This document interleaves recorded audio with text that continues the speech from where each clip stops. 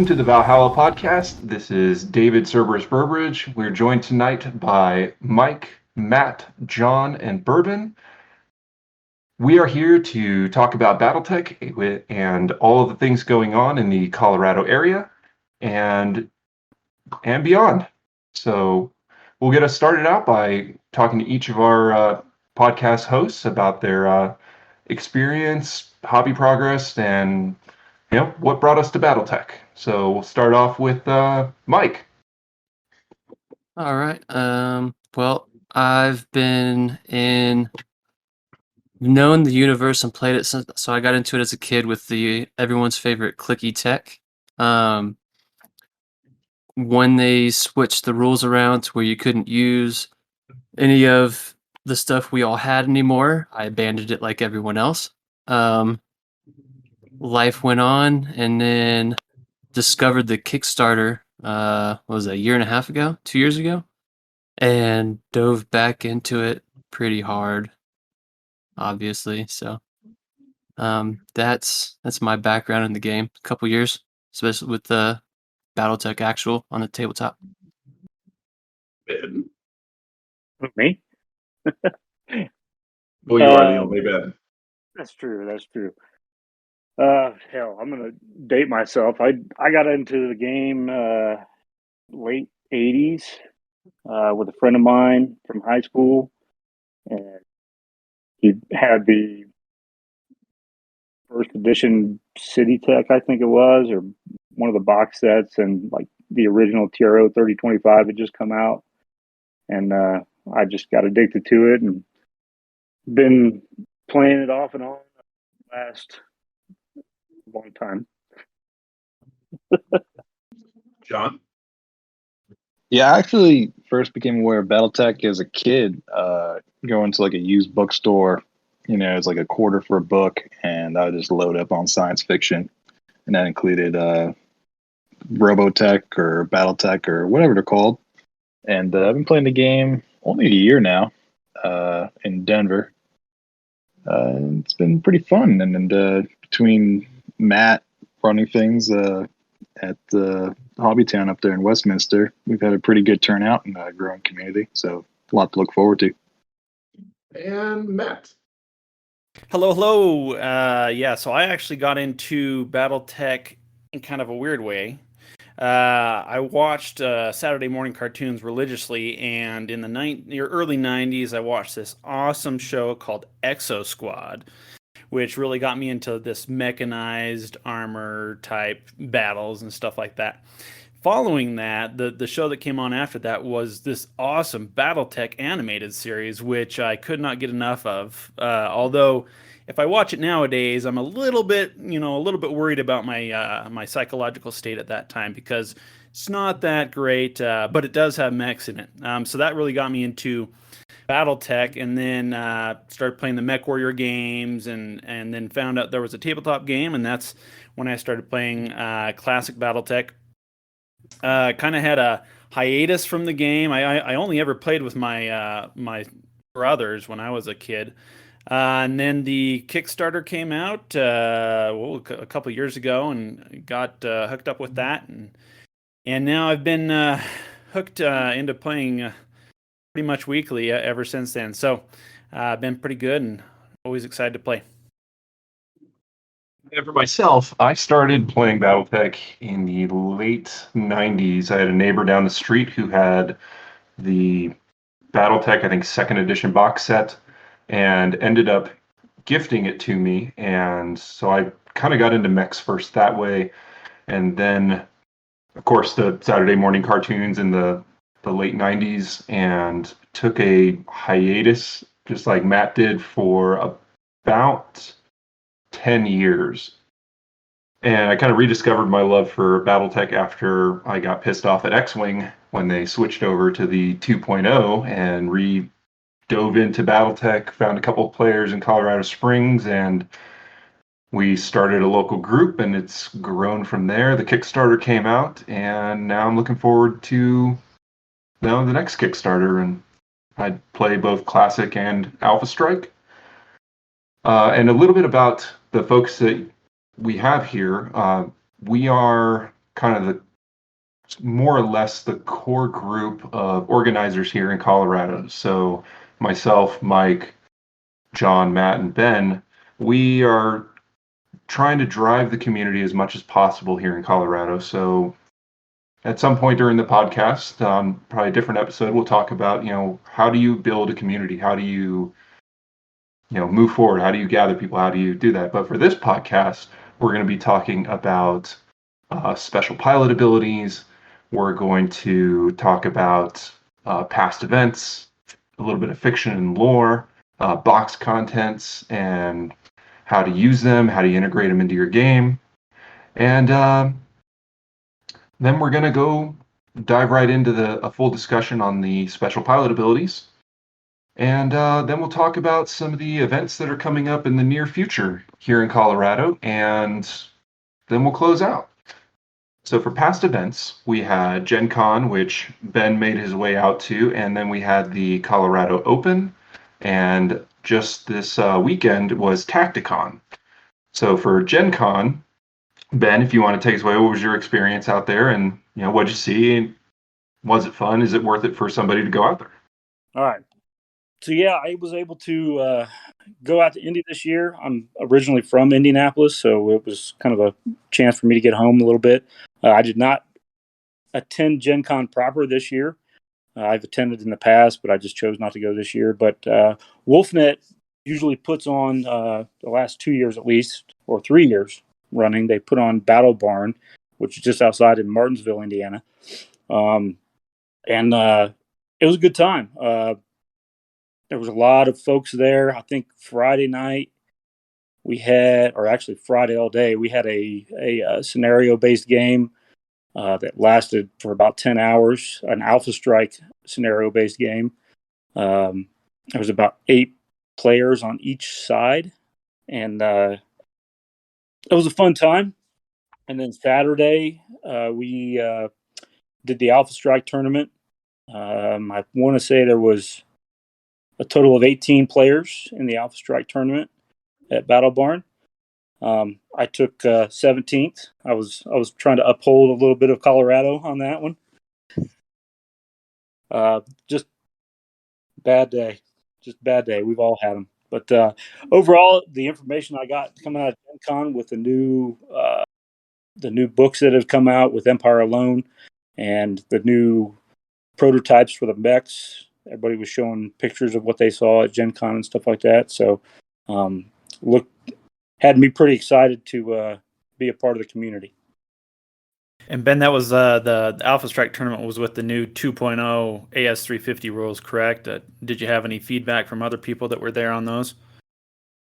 Yeah, that's correct. It was the 2.0 with the faction and era unit construction, as well as the 3 new scenarios that Wolfnet has added to the Alpha Strike 350 tournament playset. The feedback we got overall was really well. There was a lot of interesting faction and era lists out there. I did see there was about 3 out of 18 players. There was about 3 players that were playing Republic of the Spear. I want to say 3 players that were playing Dark Age Jade Falcons. And then the rest was kind of a mix. I can't remember going up against anybody that had like a Succession Wars list or anything like that. So that might be something I might try out here soon. I'm really surprised by the number of I'm really surprised by the number of Republic players. Was it marketed as a Dark Age only event, or is it all eras? No, it was open season on whatever faction era you wanted. And that's something that I know we had talked about when I went to the Rumble on the River in Iowa back in April with Gideon. We had a big long session on how to market this, and we determined that unless we give 6 months notice of, hey, we're going to do this event and it's going to be limited to this era, it's hard to put that on somebody and say, hey, you can't bring anything outside of this era kind of thing, because people got to build a whole new army. They got to build a whole new, paint things and construct things. So We've seen some of that here in Colorado too, with our first couple big events where we limited the faction and era to a specific timeline.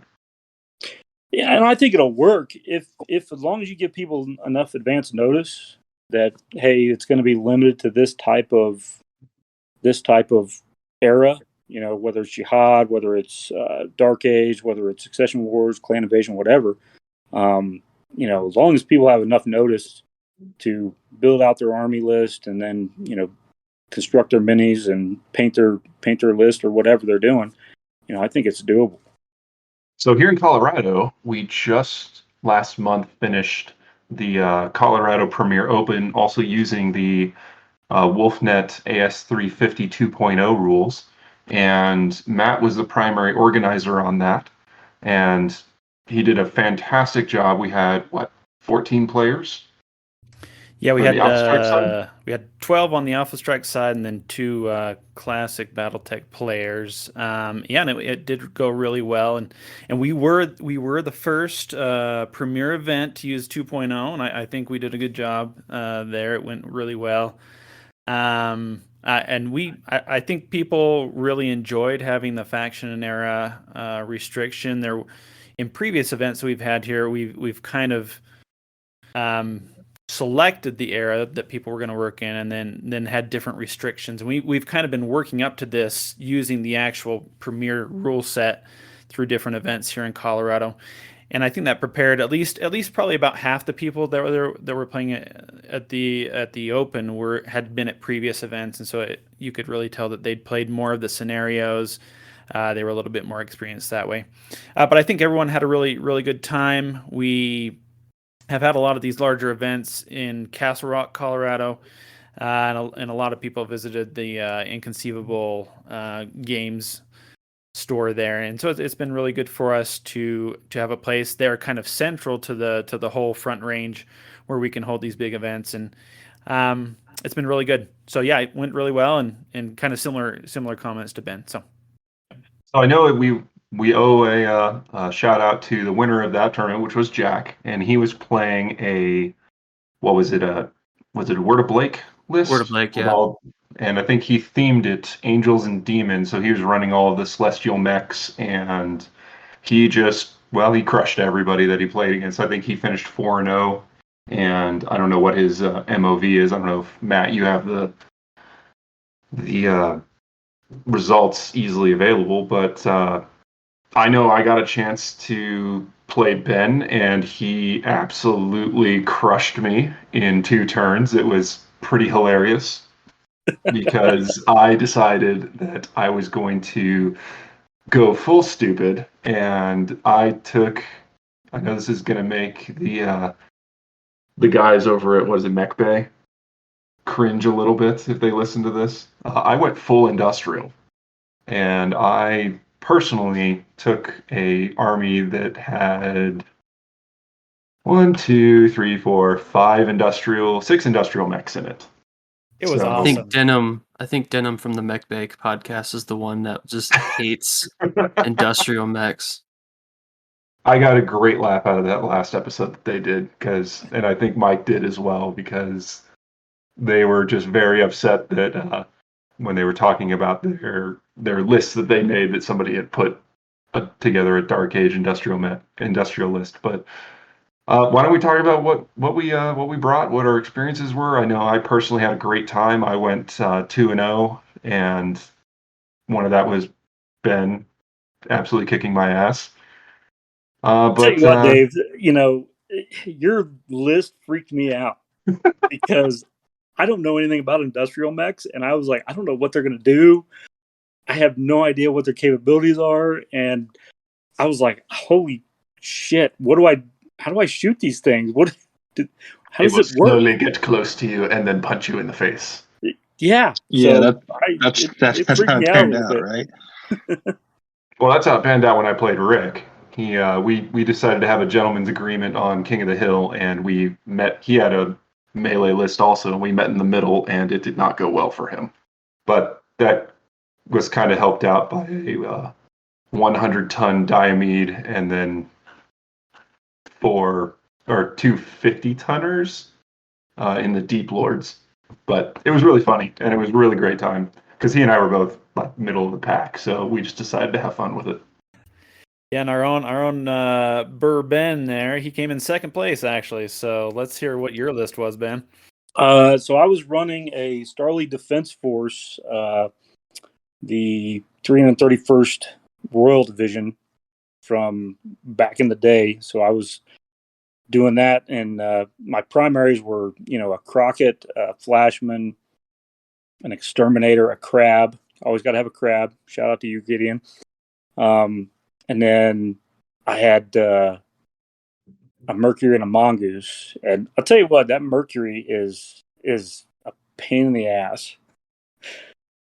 It has got some great movement. I did also run 2 squads of Nighthawk battle armor, or power armored actually, and 2 heavy hover transports. So that was kind of my whole list. I ran it at Colorado Open. I came in, in a respectable place.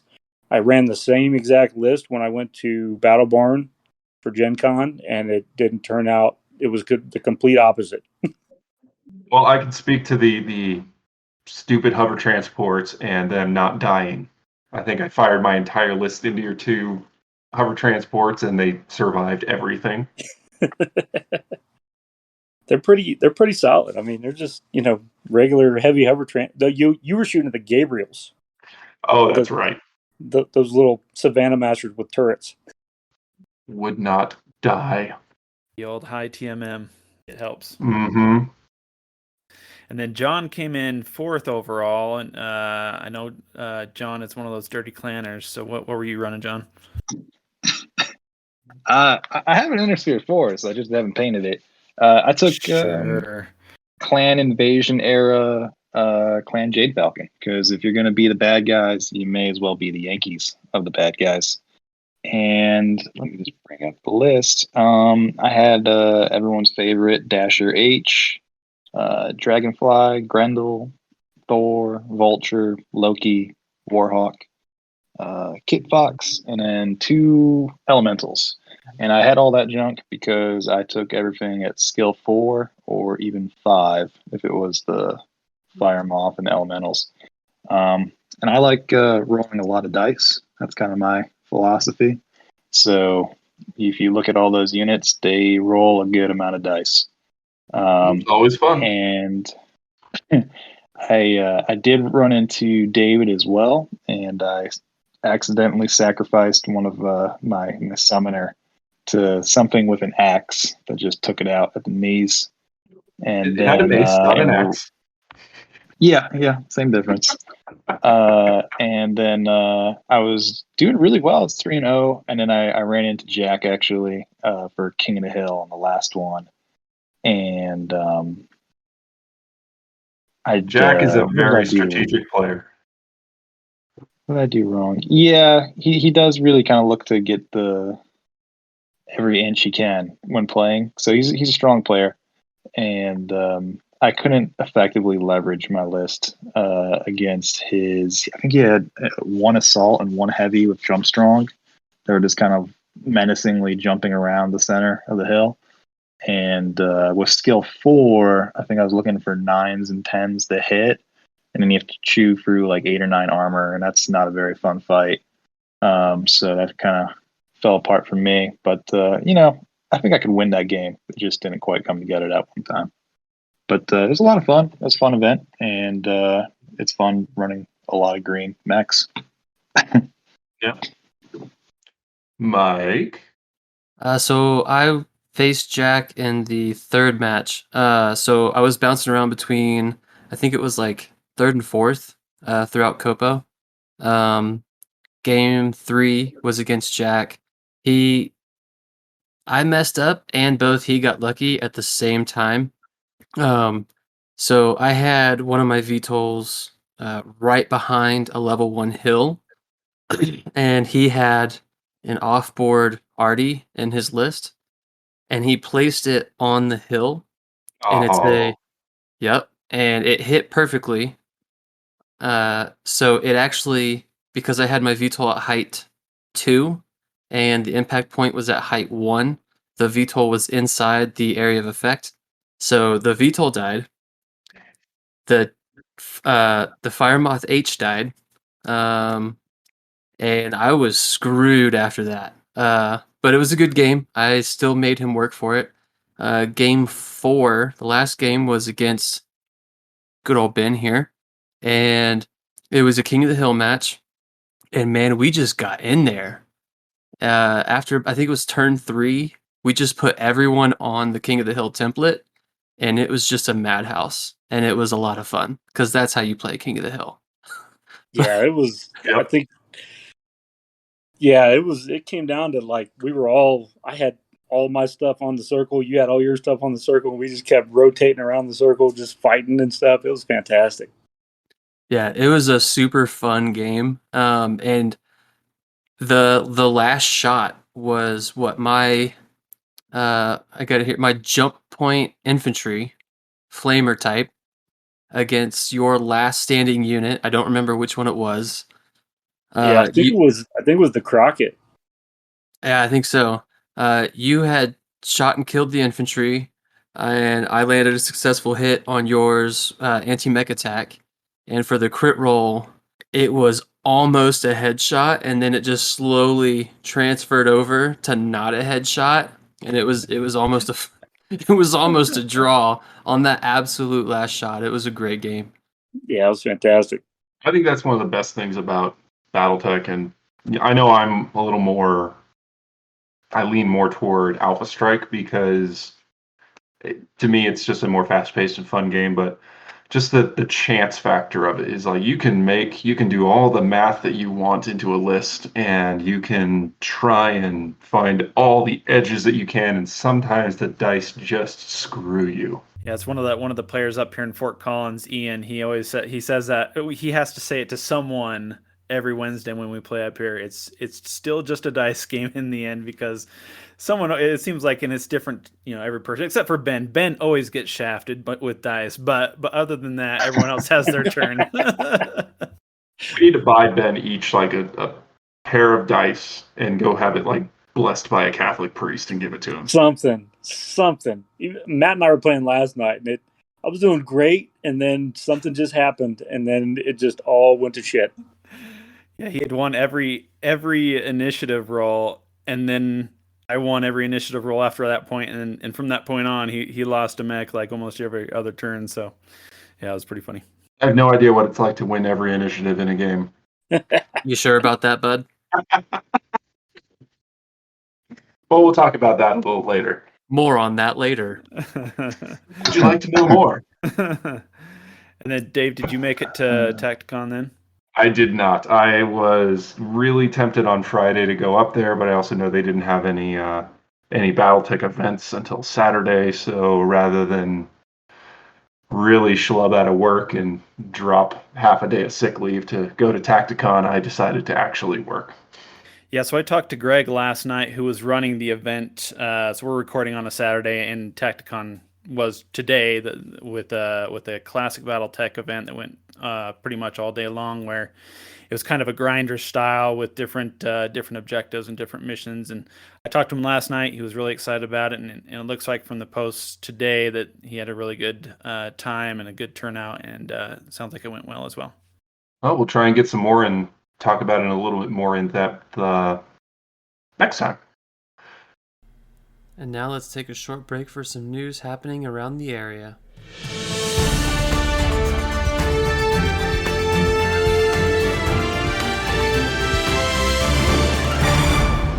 Good evening, Mech Warriors, and welcome to The Battle Report.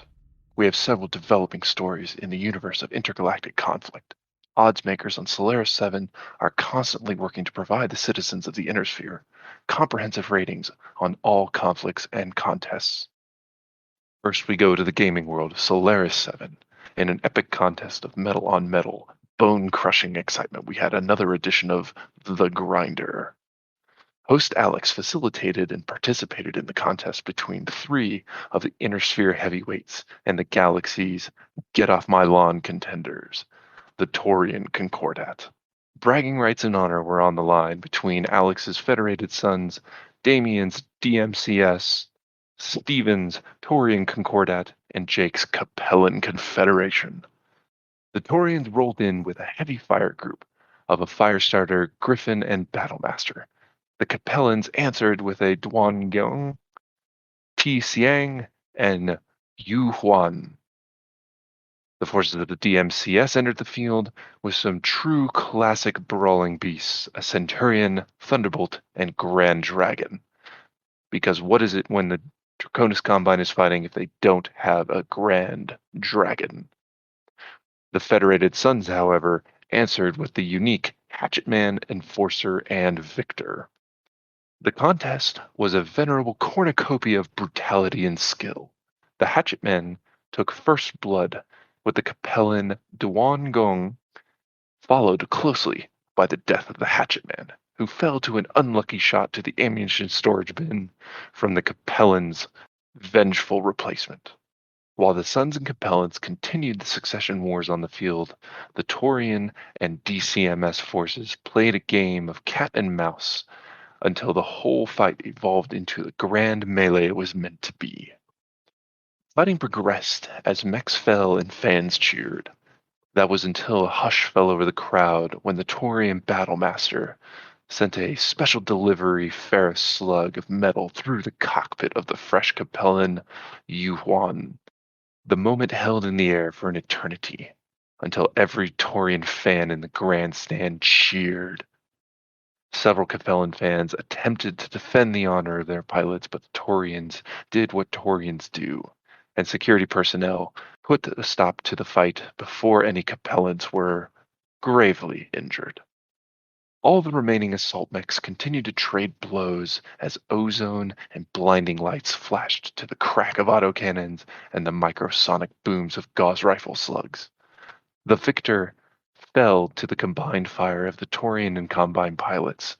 The machine shut down and fell to its knees due to overwhelming damage to its systems. Fans were on their feet. The Taurian Battlemaster had lost both of its arms, and in a dramatic last-ditch effort, the pilot took flight in an attempted death from above on the Combine Grand Dragon, only to be caught midair by the combined punch of an ERPPC and LRMs. The resulting shockwave of the XL engine explosion sent cheers through the stands as the protective shielding engaged and stopped the shrapnel. Even the Taurians were cheering. There really is nothing better than to go down fighting. Next, we have the extrasolar Alpha Strike fight between Charles Gideon's Killhounds and Matt's Lyran Guards at the Battle Barn on Old Terra. The fight was officiated by Wolfnet, and the odds makers on Solaris 7 called the fight a 50-50 chance of success for either side. The fight was holovid documented, so we will keep this to the highlights. In a contest of skill, speed versus low armor, Charles fielded a force of 2 Fenris Omnimechs and 2 pairs of battle armor, Rottweilers and Kukulanes. His opponent went heavy with an Iron Cheetah, Marauder 2, Arrow 4 Urban Mech, 2 heavy urban infantry squads, and a Maxim hover transport. Charles was immediately made the mouse by sheer volume of firepower and played the role well. He attacked and faded effectively, while Matt made use of overlapping fields of fire and terrain denial using the heavy urban infantry.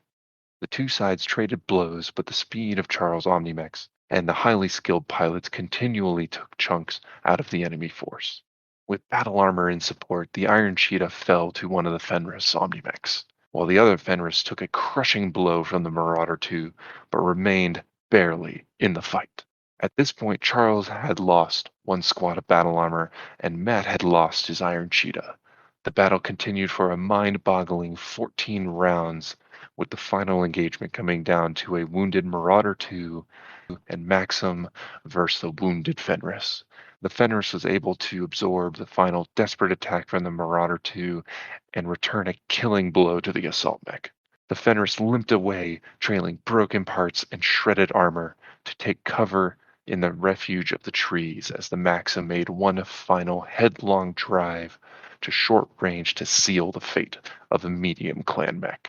After the conclusion of the fight and the dust settled, the Fenris stood propped against a tree where it attempted to move, but the leg actuator buckled and the mech stumbled forward.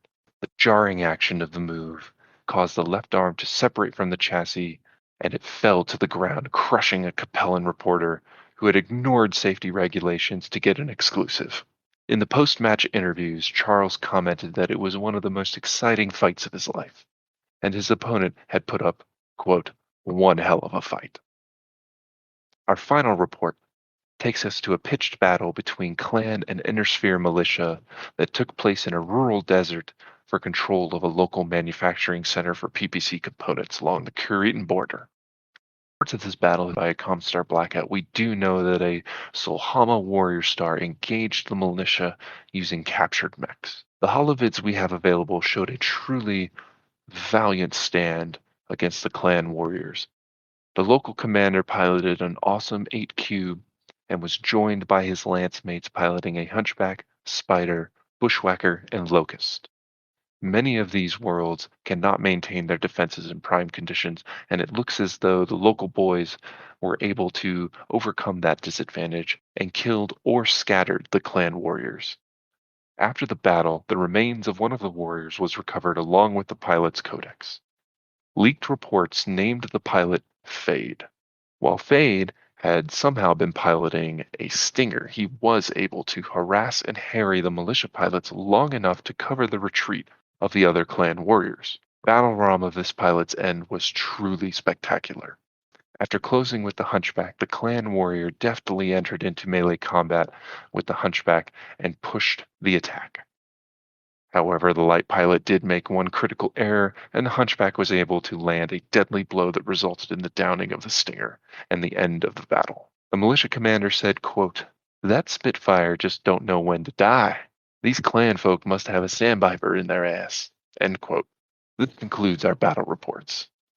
This is David Cerberus Burbridge. Remember, a good Capellan spy is a dead Capellan spy.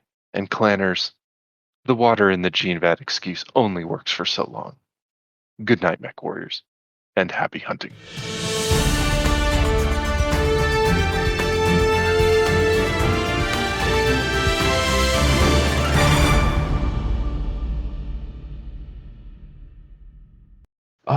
Let's see. So that pretty much closes out the recent events that have happened here in Colorado, and that brings us on to fiction and lore with Ben leading it off. Oh man! All right. Hope you're ready, bro. You're the one who said you wanted to do it. Yeah, that's true. I did. Yeah, I've been reading a lot on question of survival lately, which is pretty well tied into the events that kind of unfolded in Tamar Rising. I know John and I had started talking about this earlier. We sure did. Yeah. I don't know if y'all are kind of... Do we need to have a spoiler? Do we need to have a spoiler alert? Sure. I mean, how old is it? 2 months, I guess. Spoiler alert. Yeah, Question Spoiler of alert. Survival's been out a month and a half, 2 months, something like that. Tamar Rising's been out since the last Gen Con, so I mean, if you haven't read it by now, you're slacking. I'm trying, okay? Right. I'm slacking. I have not read anything past, I think. Well, maybe I've read 1 or 2 past Dark Age, but that's about it. Yeah, well, Dark Age is its whole other sad, ugly thing. But Ben and I were talking about that earlier too, and I feel like the CGL guys are trying to get us jump started into Ill Clan, going forward, and I definitely want to stay abreast of it and see what the universe is shaping up to be. And of course, I don't know if all the source books are the same style, but with Tamar Rising, it's very kind of zoomed out. You're seeing like large level or higher level with all's going on, who are the new players, etc. And I think the question of survival is just, it follows a few characters from Tamar Rising, right, Ben? Yeah, it does. It does. The Ghost Bears are predominant in it. The Jade Falcons are predominant in it. Trying to reboot or restructure the Jade Falcons after the events on Terra. So the the new con of the Jade Falcons, Chistu. I don't even know how to pronounce his first name, so I'm just going to call him Jay Chistu. Yeah. G. Gu, Yeah, Gu. Yeah, I don't know. I got nothing. it's a stretch. Hmm. Right, because there's no HPG network. There's some Jade Falcons who are still in the occupation zone, and they're like, "Hey, so we lost," and they haven't gotten the memo that they're the new Blackwatch. So they're trying to reform. They're the reformed Falcons, is what they call themselves. And basically, it's free real estate. Everyone's coming in, wants a little piece of what all is there. And like Ben was saying, GU Chistu appoints himself as kind of the leader for the time being. And being down on pilots, he has to get pretty creative for recruitment purposes. Yeah, I think I just don't know where it's going to head. Based off of what I've gotten so far into with the latest novel. If anybody remembers the introduction of the Chaos March back in the early clan invasions or mid clan invasion time frame, that was such a huge thing because you had 5 established houses and then you had this Chaos March that pretty much all these little fiefdoms were popping up all over the place within what was happening there. It just seems like the way the Undersphere is now with the Ill Clan era, that the entire universe is becoming a Chaos March. It's everybody's out for themselves. Everybody's trying to grab what they can, and I'm not sure how it's going to play out. Seems like they're setting up for a almost a intersphere-wide reunification war. That's a good point. I could definitely see something like that happening. So not quite the scale of the succession wars because you don't have the major states, or at least they aren't as powerful as they used to be. But with all these smaller states, will they consolidate? Will they join the major factions? Will they somehow, I don't know, overthrow one of the big houses? Yeah, Yeah. there was that attempt with Vedette Brewer when he tried to become Archon of the Lyrian Commonwealth, and then he got ousted, and then he decided to make his own little piece of the Lyrian Commonwealth. So I'm not sure with the whole Tamar Pact coming into play, with the Vedette's Brewers guys out there on the far edge of the Lyrian Commonwealth. Yeah, I could, and just to catch you guys up, if you're kind of losing it, Brewer was a duke for the Steiners, and then he briefly claimed the throne, and then was immediately dethroned, and then they kept him along to just kind of keep the peace, sort of thing, and then he immediately betrayed them again. He's managed to carve out his own little dukehood in the former Jade Falcon occupation zone. And could have sworn you said douche. He's kind of a douche. yeah. Well, I mean, I think that fits too. Douche Brewer. His own independent douchehood. Yeah, and then you also have General Regis, who returns to Tamar, and it turns out that she's a Tamar nationalist, effectively, and she's like, you know what? The Lyrians didn't respect us and our contributions, and they squandered our resources, and we're, young people, we're not going to stand for it. We're going to have our own republic.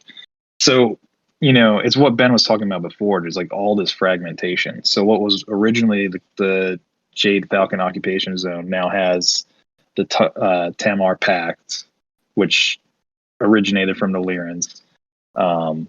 What is Duke Brewer? I don't know what his group is called. And then you also have the Jade Falcons themselves fragmenting. You have some under GU Chistu who want to stay by the old tenets of okay, warriors are the top. We're going to be terrible and wear feathers and leather. And then another one is a mercantile group who's she gets tired of being ruled by the warriors who can't even balance the books and run the business. She's like, you know what? I'm going to make my own bank. So those are the major players for Tamar. Am I missing any? Yeah. No, I don't think so. I mean, I think Brewers got what's called the Vesper marches. Is that what it is? Yeah, that's exactly it. Yep. Yeah. So, I mean, you get all that whole intermixing group there. That's just and it going almost kind of nuts. feels. Yeah, it almost kind of feels like that 40K thing of like, okay, well, here's this tiny area of like chaos, and here's this other tiny area of what's going on in war. So I think they're trying to create space for players to create their own scenarios, create their own narratives. But the overarching narrative is kind of hard to follow because if no major power is able to exploit the weakness of another, then it's kind of like, oh man, then what are the stakes if it's just going to be fragmentation all over the place? Yeah, I think it's going to be Gonna interesting be the going into first to Empire use a Line. nuke. Let's see if we can put those Ares conventions to the true test. It's good to know that your first instinct is war crimes. You're like, Well, it's only a war crime if you get caught. And if there's no one left, you can't get caught. That's yo, fair. everybody. That's fair. Don't trust David. He's been Capellan all along. Oh, God, don't You you knew it. insult me like that. So some of the other things we were going to talk about tonight is box and how to use them, because I know there's a lot of new players in the game, and you pop open one of these box sets or one of the force packs, and it has all this stuff in it. And how do you use it? How do you integrate it into your game? For the small scale force packs, we have obviously you get your 4 or 5 minis, and then you get your cards, and those cards kind of tell you what each of these mechs can do. And just to look at a card as an example in front of me, I've got a Black Lantern Prime. So upper right hand corner, you have a number, which is your PV score, which applies to Alpha Strike. And major difference between Alpha Strike and Classic is pretty much everyone who's played a couple of games knows is that the Alpha Strike game set is 3D terrain, non-hex, using inches for movement, and all these cards are designed for that. If you need to get your stats for your classic games, you can use resources like MegaMech and print out all of your record sheets. And Classic gives you a much more granular feel to the games. And I know John and Matt, you guys play Classic. I don't know about Ben. Do you play Classic a lot? Yeah, I do. I grew up on it, man. I'll play it. I've just been in an Alpha Strike kick lately. For me, as soon as Alpha Strike came out, I dropped Classic like a bad habit. Because Classic is great. It just takes a long time, and it does have some pretty cool mechanics in it for you to have a more thematic gameplay in it. Well, I think so. Yeah, to the timing thing, I think you're right, David. But I was noticing last night when we have a Friday night thing at Westminster Hobbytown, and the guys that were playing Classic BattleTech, they did get 2 games in that night because they were really focused on specific things. Greg did a really good job, I think, focusing them on specific objectives and keeping it to like a 6K for each team, and they were able to get through two games in the same time that us other guys playing Alpha Strike were able to get through 2 games as well. So I think you really have to be that focused to really get through that. But yeah, going back now, you can go back to the Alpha Strike with the cards and stuff. Well, I mean, to make Classic a faster game, you have to know the rules. If you're going into it as a new player, a lance on lance game is going to take you about 3 hours, 3-4 hours. Alpha Strike, also lance, known as, why does this modifier have to exist? and That's then you fair. That's fair. get into the Alpha Strike side, and you can run a lance on lance game in about a half hour to 45 minutes if you're playing all just the base rules where one roll is all of your damage. But back to the cards. Really, the cards are there to give you a lot of info. On the right-hand side of the card, you've got the era symbols, which correlate to the masterunitlist.info website, where you can pick your era. So, for example, with this Black Lantern Prime, you have the Clan Invasion, the Civil War, Jihad, and Republic timelines. And I think I'm these really were all impressed printed. by your ability to interpret those images because, like, I remember looking at that and I'm like, oh, cool, circles. That's because I've It's like, all spent right. way too much time building lists for Alpha Strike 350. Way Jack too has much time. entered the chat. Oh, is he? No, I was making fun of you. Oh. No, I just spend a lot of time looking at the master unit list, and it's a very good thing that it's blocked at work because otherwise I would get absolutely no work done. But then for the rest of the card, you have your type of mech that it is, whether it's a battle mech, omni mech, industrial mech, infantry, or well, I guess they don't have infantry cards yet, so it doesn't really matter. You have your size. The Black Lantern's a medium mech, so it's a size 2. Your light mechs are typically size 1, heavy mechs size 3, and assault mechs are size 4. TMM is your target movement modifier.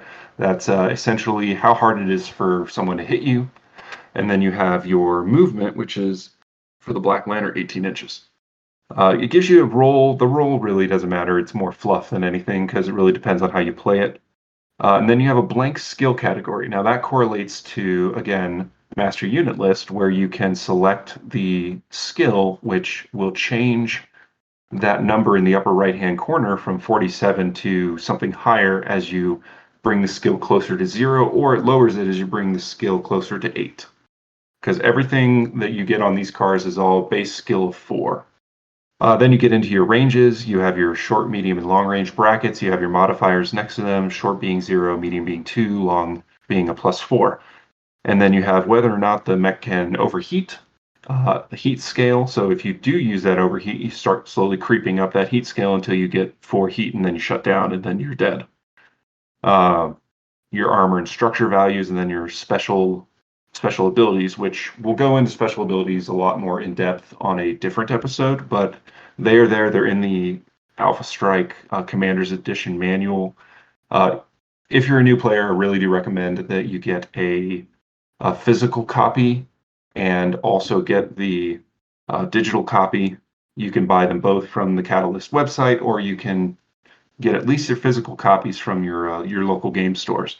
And then you get your critical hit table, and it just goes into all of your possible crits that can happen, from engine, fire control, movement points, or excuse me, I'm completely blanking on what MP actually stands for. What is it? Motive? Movement points. Okay, your movement points. Then you go into your weapons, and again, those are all detailed out in the Commander's Edition manual of what each of those does to your mech as you go on. But back to the whole purpose of what we're here talking about. How do you use these? So if you buy a brand new force pack, you want to play Alpha Strike, you can take your mechs right out of the box and you have your cards, so you can use those cards to play at least straight out of the box at a skill 4, and you can, with your buddies, arrange it so that your forces are relatively equal in total number of that upper right-hand number. And that will give you a fairly balanced approach to a force-on-force battle. I found that actually the PV in Alpha Strike is a little bit more balanced than the BV that's traditionally used in classic BattleTech. So I've really liked the balance with the PV and Alpha Strike. So yeah, even just taking them, forces straight out of the box and playing with them, the balance, if you keep the PV relatively close, is pretty good. I agree with Matt. As a longtime classic player, setting up battle value games and stuff like that, even with battle value 2.0, the PV really is a much closer game than a battle value game is. And I don't know. I'm not a math guy, so I couldn't tell you how all those conversions and everything work. But for some reason, the PV in Alpha Strike is a lot more equitable, I guess, when you're setting up two opposing sides than it is in battle value. So then we have another set of cards that comes with your force packs and with the starter sets, and those are your pilot cards. So those are using support points And support points are, I know Mike's looked into this a little bit farther than I have, but the cards give you a little bit of fluff. They give you a named pilot for each of your mechs, and it also gives you a special ability on there. And those special abilities is what we're going to really talk about tonight, because they can really add a little bit of flavor to your game.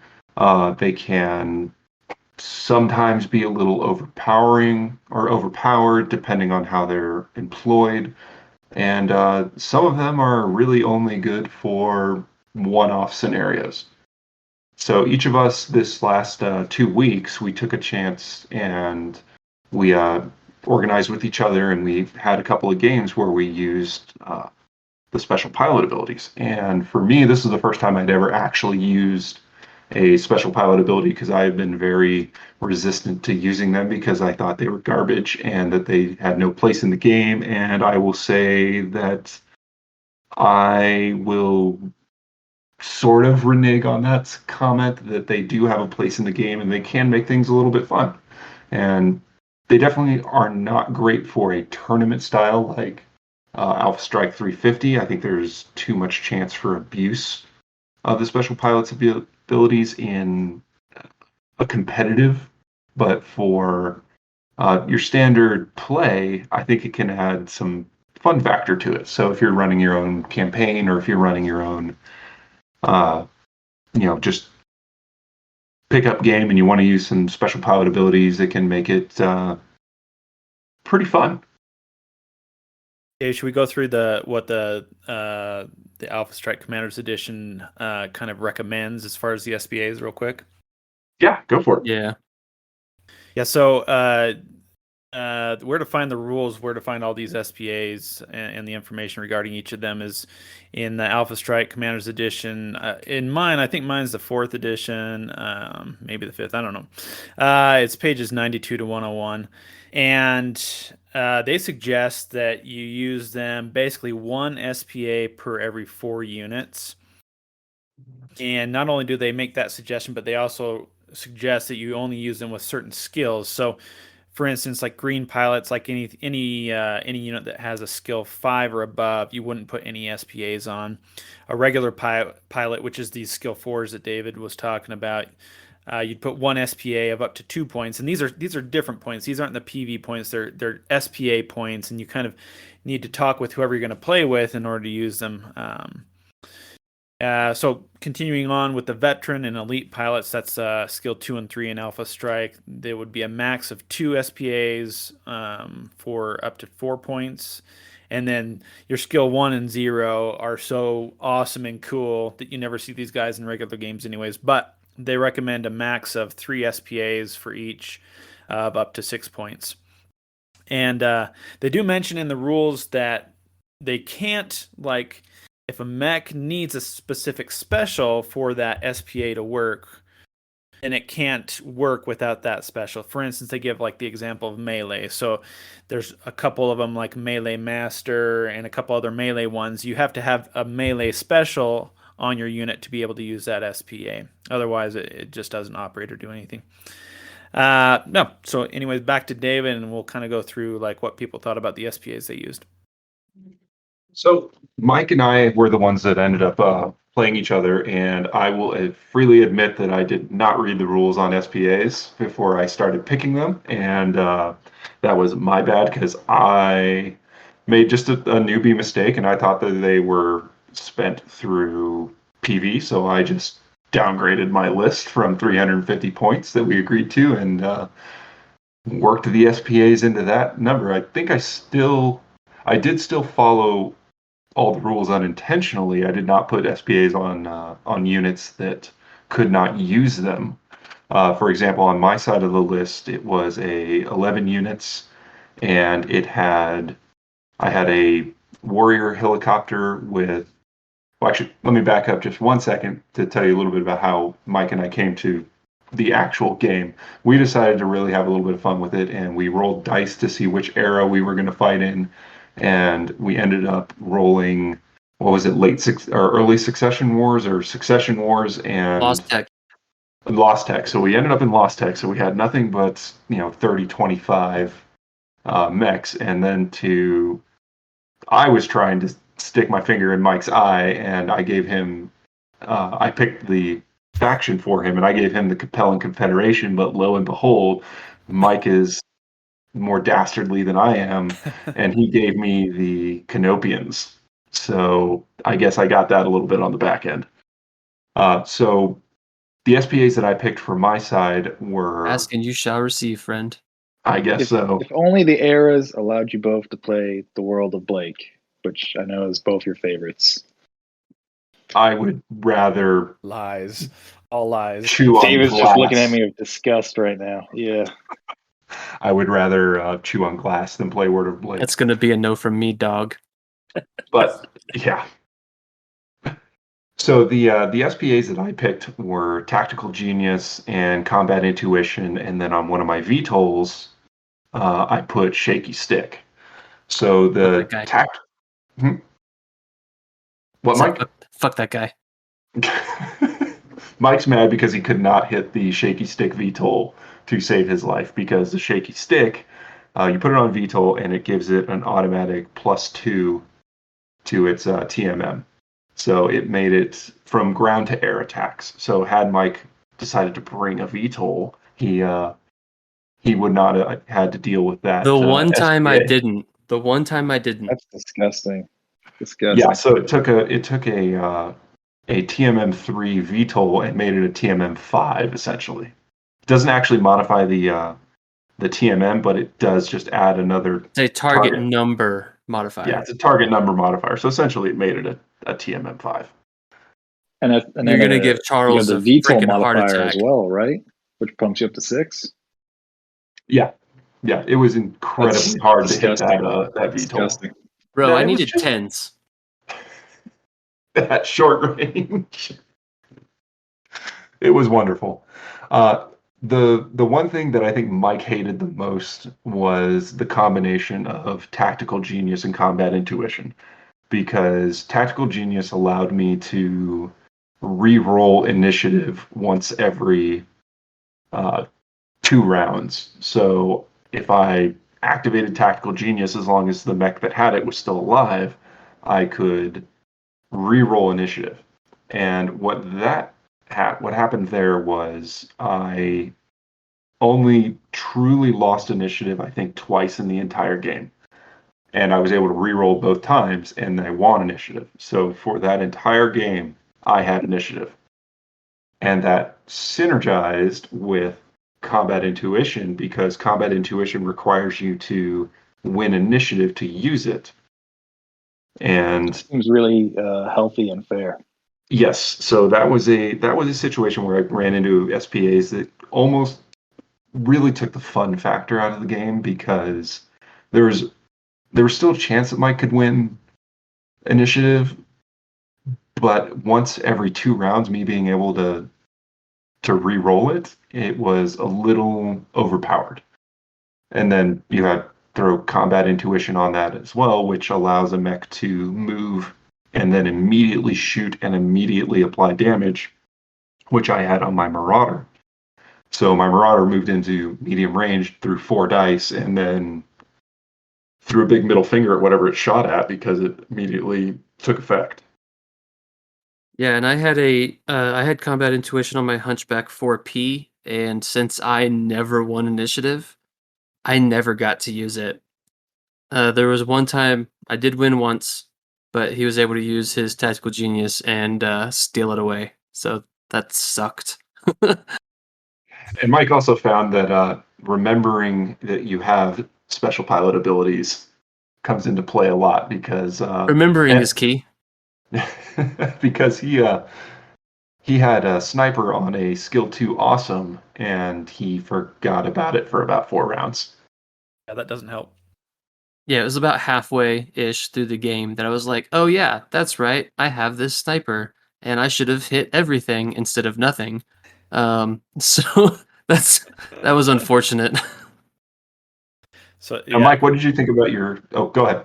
I was just about to say it definitely seems like, just to start off with our conversation here, there's definitely some caveats to using these. You definitely want to make it more of a conversation piece on which ones and how many points before the game, so things like that don't happen, I guess. Yeah, yeah, I think that is definitely key. I don't think.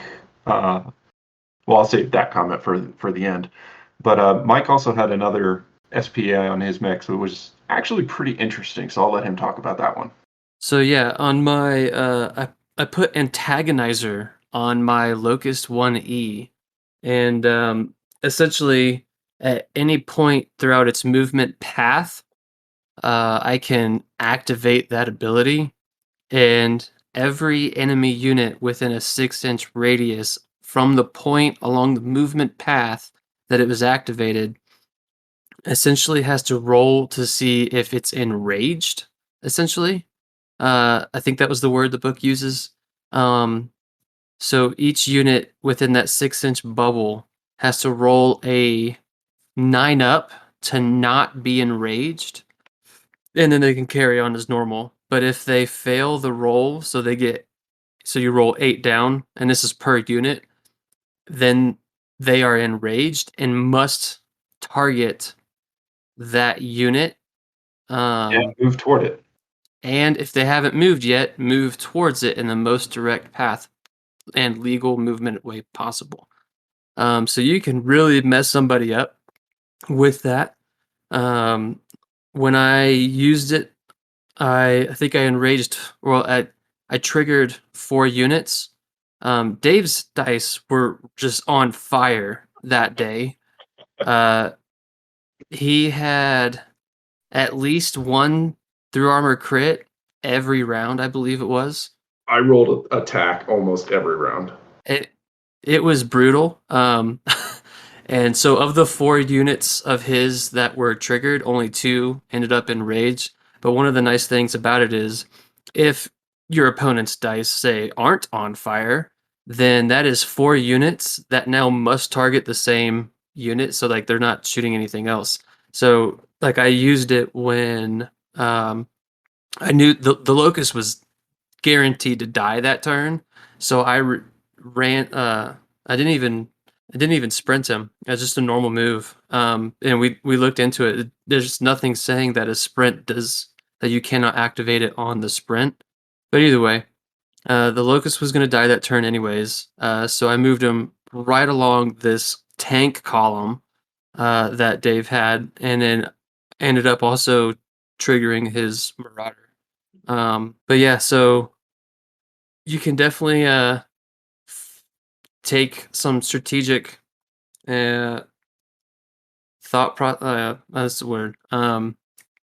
You can take some initiative away from your opponent by forcing multiple units to target one unit that's going to die regardless. His dice were on fire that turn, so it didn't really matter, but I liked it. That and tanks had a 360-degree firing arc, so. He was dead anyways. And I think you actually enraged the awesome, because I think the Marauder had already fired. Because it used the, I think if I remember correctly, I used the combat intuition that round to shoot at your grasshopper. Maybe? I don't know. We didn't take pictures, so. I've slept since then, bro. Headline reads: Canopian Catgirl Locust derails Capellan military exercises. No, other way around. The Canopian Catgirl derailed the Capellan Confederation's dastardly plan. I see. God, I can't believe I said that. The timing on that one's interesting because there aren't a lot of abilities in BattleTech that can be at any point in time. Usually it's like, okay, you're here, you're shooting there. You know what I mean? I don't have the book in front of me, but there's at least 2. There's Demoralizer and Antagonizer. And there's another one, and I think it is Demoralizer. So the Demoralizer, it essentially makes mechs run away. So Antagonizer makes them run toward you and shoot you. Demoralizer makes them run away from you. Yeah. But no, so those were the those were the special powered abilities that Mike and I used. What about the rest of you guys? I can go. I can go next. Ben and I, we played with a couple of other opponents, and each of us selected 2 different SPAs. And I'll just talk about the ones that I used. And I really liked them quite a bit. I think they can be used in most games. But the first one I used was Bloodstalker, which is basically just you have a unit, and it chooses someone that it has an absolute vendetta with. As long as it keeps line of sight, it gets a -1 to the target modifier when it fires at it, but a +2 to everything else that it fires at.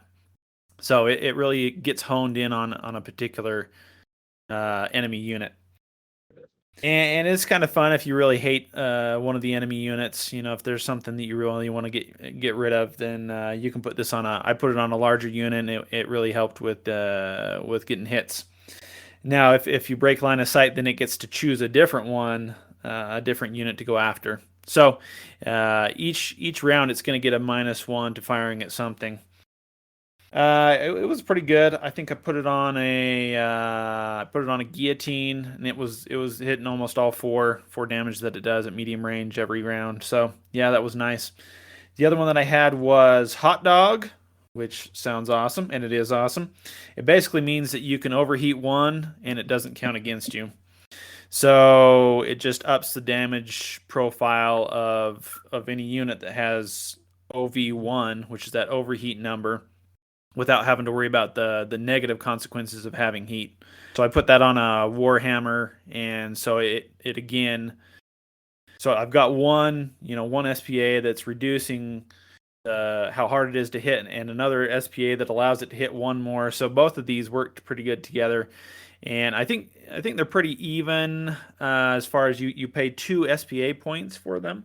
So they're not the most powerful things, but they definitely help with getting hits and going after particular units, kind of firing, putting a lot of fire on one unit at a time and taking them out. Those were the 2 that I used, and they were pretty good. Sound good. Yeah, I had when I was with Matt. I think I chose Sniper and Human TRO. Burner. Yeah, exactly. Sniper's pretty rough because it gives you, instead of the +2 at medium, it gives you a +1 at medium. Gives you a +2 at long instead of the +4. So it's pretty rough if you got something. I put it on a. The heck did I put it on? I think it was a Banshee, I think. So I was throwing 5 damage or 4 damage, something like that, at medium range with just a +1. So that was pretty rough. The Human TRO, I didn't get a chance to use it because whatever unit I put it on got killed before I used it, because that's one of those ones where you can only use it once per game, and you have to declare it before you roll your 2 hits. And you only get one chance at it, and if you are successful with it, then you can roll on the critical table. So it's one of those things where it's For those clutch shots. Yeah, it's like a clutch shot, close range kind of thing, where on an undamaged mech, it might be worth it. I did have an opportunity to play at Battle Barn. We used some SPAs there, and I had Range Master and Multitasker. Range Master, I kind of just threw it out the window because it basically flips everything. I had Range Master long according to my card, which means that everything that I'm shooting at long range is a +0, and everything I'm shooting at short range is a +4. Oh, that'd be rough. Yeah. So I just kind of tossed out the window. I was like, I'm not using this thing. The multitasker was interesting, but I really just didn't use it enough to play around with it. For multitasker, you really have to have a mech that has a lot of dice to throw. Yeah, you really do. And I think my multitasker was on a Lancelot, which I had like 3 damage. It wasn't that great. So, it's one of those things. I think just playing, that was the first time I've ever used SPAs, was at Battle Barn, and then again with Matt. And I think it's definitely a campaign perk or campaign additive. Maybe not necessarily a tournament thing. That's just my 2 cents. John, did you get a chance to play with them?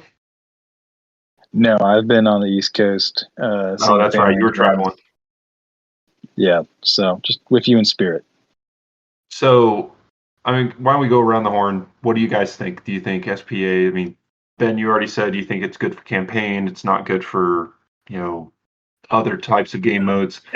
Yeah, I think tournament play it just throws too many variables that you might spend points on that for a tournament wise, it's just not worth it for your average tournament player.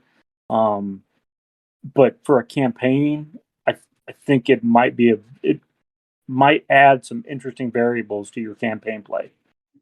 So I'm kind of in the same headspace on that. I don't think SPAs are good for tournament play. I think that I really do think that they are a campaign flavor additive, and that they can bring more depth to your campaign. So if you're running where each of your players is a specific mech warrior in a specific mech, they have their SPA, and as they progress through the campaign, it kind of helps them against high odds, and they can play off of each other. But for a tournament based system, I don't think that they really have a place there. They struggle a little bit because internally they aren't balanced against each other in terms of how much they cost support point wise, and then externally some of the abilities just are very, very strong against a default unit in terms of what it could bring. But I wouldn't mind seeing like factions. We play era and faction, and I wouldn't mind seeing like having a select roster of pilots you could take. Like, okay, I'm a Lyran, I can take a Hauptmann Kleiner, and he has sniper, but I can only ever take him in a Warhammer of his variant. You know what I mean? And that's kind of like X-Wing. It's like, okay, that's my pilot ability, but I can only ever take it on this chassis. I was thinking the same thing, or it's very, very specific instead of just like throwing SPAs on whatever you want. Yeah, it's just too easily exploitable. Mm-hmm. Mike, what were your thoughts? So, I mean, I like SPAs. I agree. I don't think they would fit in a tournament setting. The only way they would fit in a tournament setting is if it's dictated in the rules that say, for instance, lucky, which lets you re-roll one roll. Is that if it's built into the rules that every list can put lucky on one particular unit, and that's it. But so you guys mostly know about me. I prefer large, high PV games of Alpha Strike.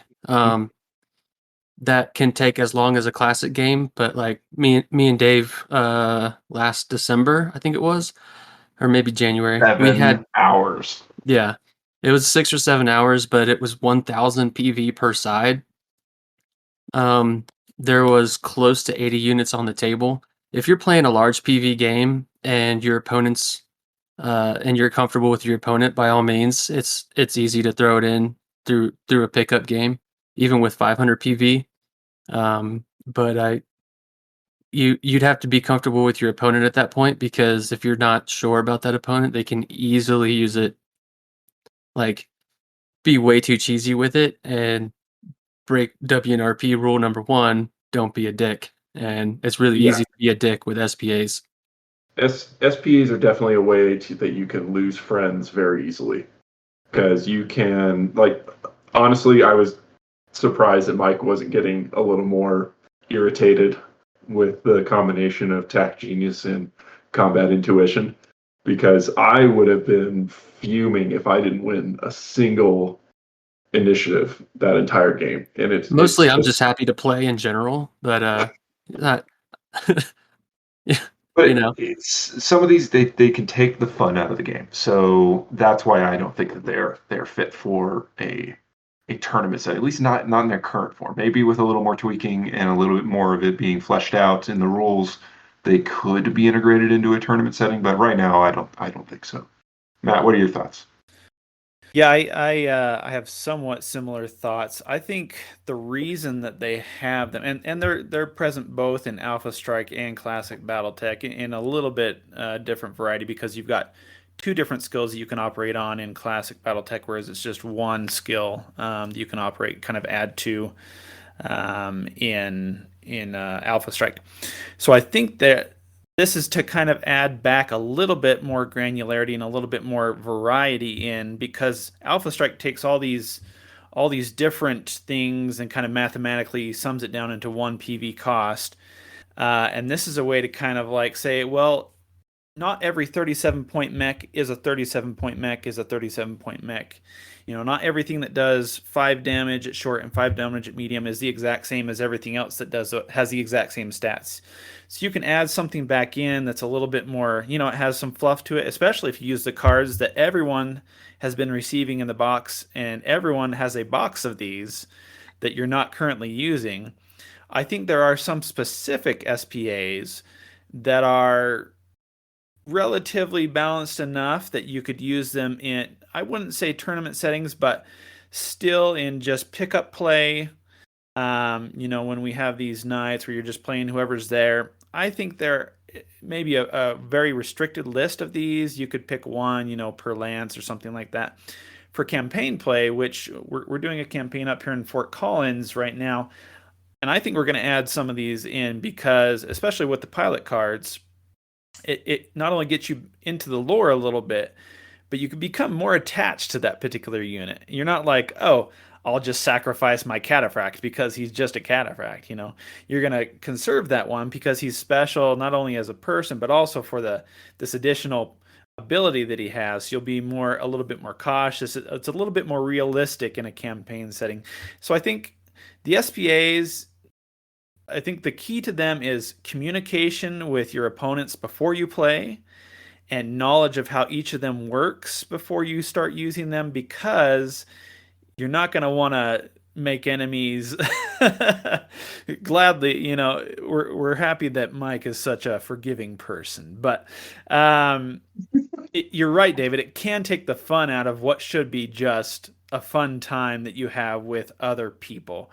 And so I think that's the key, is like communication and actual knowledge of the ones that I think are best suited for that particular purpose, whether it be just pickup play or specific campaigns, especially since these pilot cards that we receive have particular factions like John was mentioning. And so that would be a really cool thing to bring that in. Not only are these units painted purple, but we actually have pilots from the Free Worlds League that are piloting them, and they have their own, unique coinkydinks about them that make them special and add that flavor into a campaign setting. So I guess I'm agreeing with basically what everyone is. I'm just adding in the component about kind of free pickup play. I think there are some that you could use, but it has to be very specific ones, kind of more general ones, rather than really these combinations that you can make with like David had.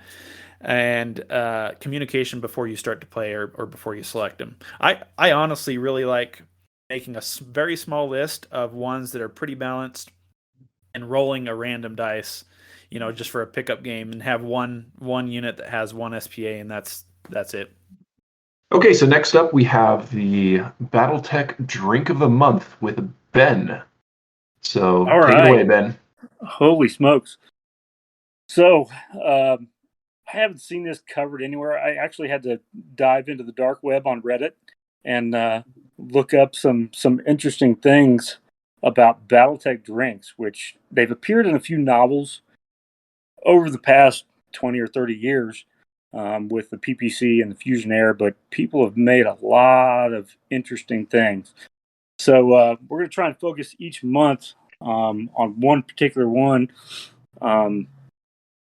This month, I'm gonna go to my favorite and my go-to, which Mike and I have kind of dubbed the Dirty Mech Coolant, which is half bourbon and half Mountain Dew, bourbon of your choice, and then you just kind of take what you will with it and enjoy it as much as you can. It's kind of a derivative of the one I found on Reddit, which was Coolant Flush, which was Mountain Dew and tequila. And I'm not really a tequila guy, so I'm going to stick with the Dirty Mech Coolant, which is actually much more enjoyable. So until next month. All right, and then the last thing we have for this evening is we're going to talk about the upcoming events here in Colorado. And for that, we have the second edition of Battle for the Sphere. We held the first one last year. It was our first major event that we held in Colorado, and it was a big success. Battle for the Sphere 2 this year is going to be a Civil War era event, but instead of having it in one fixed location and monument, we've decided to split it between Hobbytown and Westminster for our northern players in the state, and in Colorado Springs at Gamers Haven for the southern players in Colorado Springs, Monument, and Pueblo. And essentially what we've done with the Battle for the Sphere is it is going to be a event that is designed for all the different types of BattleTech that we all enjoy playing. We will have a couple tables for Classic, running a 6,000 BV BattleTech game. We will have a couple tables for Standard Alpha Strike at a 350 PV game. And then we will have a few tables for Alpha Strike 350, the Wolfnet rules, and that'll give those of us that are on the more tournament competitive side an opportunity to practice. And finally, we're going to have a Alpha Strike multiplayer scenario for up to 6 players where it is a straight up chaotic free-for-all. All 6 players will be on the table at once. There will be 5 pieces of terrain per player, and they are all fighting to control a downed dropship, which will be in the middle of the table, that produces 3 infantry, and whoever is closest and has the most PV within 6 inches of that dropship controls who the infantry shoot at. But whoever lost initiative for the round chooses where those infantry move. So control doesn't rest solely with whoever gets there in the biggest force first. But the event is being run by Mike and myself here at in the Colorado Springs area, and Matt and John are taking the lead for the northern event. So I'll let Matt and John talk about the northern event, so you guys can go over what you'll have there, and specifically what times for people to show up. Any specifics for the northern event? Yeah, so it'll be, we'll have pretty similar things up in the north as well as in the south. The one thing we will have different is that we're going to be trying out a campaign in a day session, and this will be for Alpha Strike, and it will be based on a document created by our awesome BourBen here called Turning Point's Helm. And basically it'll be 4 different game scenarios all within a day, but also having kind of some time in between to spend points to repair units and to prepare for the next mission. Small amount of time, but a little bit of time to kind of take units from one point of the whole turning points kind of document all the way to the end of the campaign, all in one day. And this is going to be the Grey Death Legion versus the Free Worlds League, House Merrick. And those will be the 2 forces. And with all of these things going on, we basically have an online kind of sign up so that we get people kind of slotted into the particular game that they're trying to play, whether it be the AS350 tournament style or whether they're playing this campaign in a day. And we'll have an explanation for each of these different types. The campaign in a day information will be coming out here soon. I'm just finishing it up now. Because the Turning Point's Helm was occurred in a different era than what we're doing here, I have to translate the units into Civil War era units, but it should be a really good time.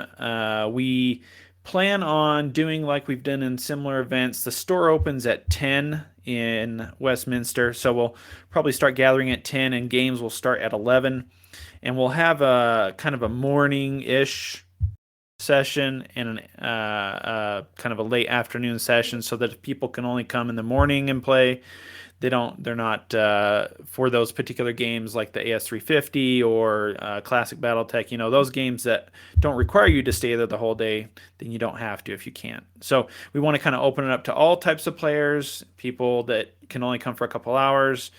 Yeah, for everyone basically. John, any thoughts? It will be. Sorry, go ahead, John.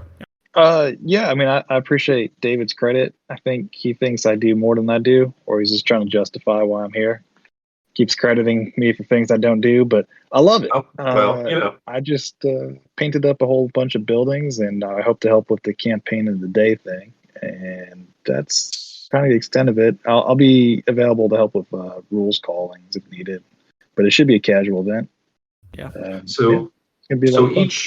each location has a separate Facebook invite. So for everyone that's on the Discord and in the Facebook group, the event notifications are up there. Each of them has a link for the specific sign-up document that Matt was referencing. Please go in there and sign up for the slots so that we have an idea and we can let our partner stores know, how many people we're going to have, how many tables they need to set aside for us. And the earlier you get in there, the better. Even if you are kind of a maybe and you think you might be able to, please go in and sign up. And it just helps us out a lot as the organizers. And I also need to thank all the people that do donate to the Patreon.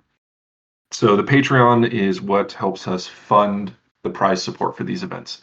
This is our first funded event that we're putting out there, and we were able to get the materials for our local 3D printers to go out and start printing a whole bunch of stuff for each of the locations. So we will have a plethora of resin printed mechs and buildings and towers that you can use in both Classic and Alpha Strike.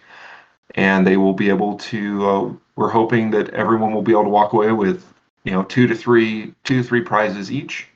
As of right now, we don't have any sort of entry fee. So these are, as of right now, free events. So if you're available to come out to either the morning or the afternoon session, the hours are the same at the southern location. We're going to be starting play at 11 o'clock. And then the second session will start at 2:30.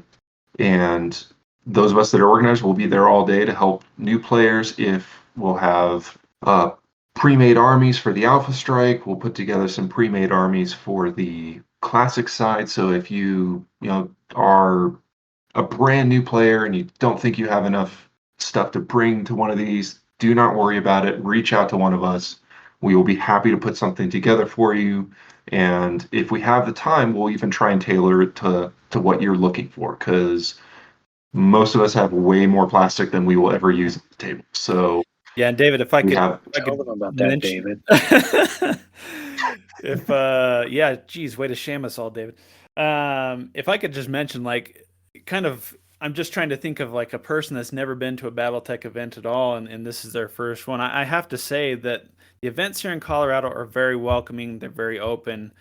The organizers are very willing to help with any rules that you may not know, and you'll also walk away with tons of swag. I promise you will leave with quite a bit more stuff than you came with when you get there. Even if you didn't bring anything and you're just using loaner mechs, you'll walk away with really cool stuff. I know there's down in the south there's taco trucks. Up here in the north, there's probably going to be, you'll probably walk away with some turrets and some urban mechs. So that's one of the things I've really appreciated is it's a really fun time, and it's a lot less. It's a little bit, it's not as pressured as maybe you think. It's casual. Yeah, it's casual, and it's so fun. It's really fun. These events are designed to build the community. We've only actually had, one really premier event, and that was the Colorado Open. And that was a very competitive base list, but we still had new players that showed up, and everyone was super, super welcoming to the new players. And I think we had one player at the Colorado Open that had only played 2 Alpha Strike games before he jumped into the tournament? Yep, I mean, from the last Battle for the Sphere was I had played one game of Alpha Strike before that, and I had a blast. And I've seen people in every event that we've had out here in Colorado in a similar situation where they've only played one or two games of whether it's just BattleTech in general or Alpha Strike itself, and they've always gone away had a good time. So it's really fun.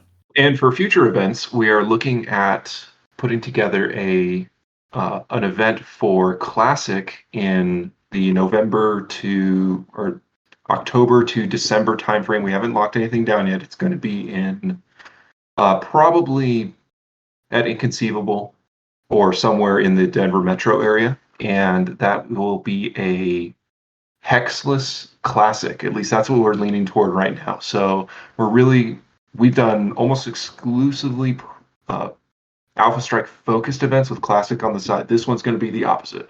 We're going for a Classic focused event with Alpha Strike on the side. So the primary is going to be Classic because we want to make sure we give love to the Classic players too. That's the information that we have on it right now. We are still going through the details and identifying who's going to be the organizer for it and how we're going to arrange all of that. And then in January, there's about 4 to 6 of us that are planning to go to the Las Vegas Open and make the trip out there. We hope to see some more folks out there and hopefully run into we know we'll run into the Wolfnet guys. So we'll make sure that we bring some. Well, I don't want to say bring some of Colorado with us because that might get us stopped at TSA.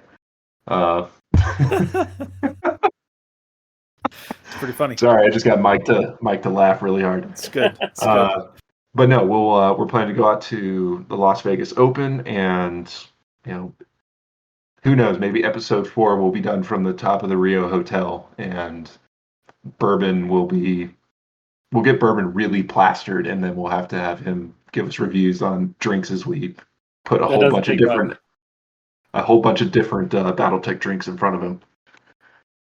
And then in Q1, January to March, we are planning an event in Pueblo for Alpha Strike. So we're already in the works with that. We have a store identified, so we're just waiting to solidify all the details of what that's going to look like. So we're doing everything we can to build this community here in Colorado and make the game available for as many people as we can. So if you've got a friend that's just interested in playing BattleTech, or they are new to the gaming scene, or if they are a refugee from 40K, come to the dark side and the cheaper side and enjoy BattleTech. Agreed. Other than that, that's we can go around and do some shout outs and close this thing out. So who wants to start off? I'm just really grateful, really, because I've only lived in Colorado for the last year and a couple months, and it was quite a change coming here. And I guess I came here at the right time as far as BattleTech goes, because I came here and a couple months later started running into people playing Alpha Strike, and I had never played Alpha Strike before that. Started playing that and went to the first Battle for the Sphere, and really have to thank David and Mike and Alex down in Colorado Springs for kind of getting things organized, because it's really, yes, David's giving me the visual heart hands. That's so sweet. You're welcome. But I've really just enjoyed connecting with so many different people here along the Front Range, and I'm just really grateful for an actual BattleTech community, because I rarely come across a BattleTecher that I don't want to play like more than I actually play with them, and I play a pretty good amount per week. So I'm just really grateful to have people to play with. I never played with anyone except for my brothers, and I love my brothers too, but I never played with anyone besides them as a kid. So it's really cool to meet different people that play different ways with different mechs, and the whole community here along the Front Range. Thanks, John. I think big shout out to our local printers, the Joshes, No Josh and Sao Josh, who have supported this upcoming tournament with cool kit. Hell, I it's interesting to me because, similar to Matt, I mean, I've been here a lot less time than Matt has. I moved out in Colorado in April from Virginia, and there was the beginnings of a strong community in Virginia. But I probably went 10 years maybe of not playing a lot of BattleTech. And then getting involved with, I guess my shout out is probably WolfNet. My initial shout out for the first episode is going to be for WolfNet because that's really what got me back into rolling dice again. So big kudos to them and especially Charles Gideon for getting me hooked into the network of Colorado coming out here because he was the first one I reached out to. Was like, is there any BattleTech going on in Colorado? And he's like, yeah, man, talk to Matt, talk to Dave, talk to Mike. All these guys are out here. We're doing stuff. I'm like, all right, fantastic, let's do it. So big shout out to Charles Gideon and WolfNet. That's mine for this episode. Mike? Okay, well, I guess my shout out's actually going to be Jack, even though he kicks all of our asses at tournaments and whatnot. He's been hosting a plethora of beginner events, pulling in new players of the community that are on the fence or just gotten into it in general, teaching them the game. And absolutely everyone that's been to one of his events has had a amazing time. So I just want to give a shout out to Jack because me and I'm pretty sure the rest of the community appreciate it. The more the merrier, Oh yeah, for sure.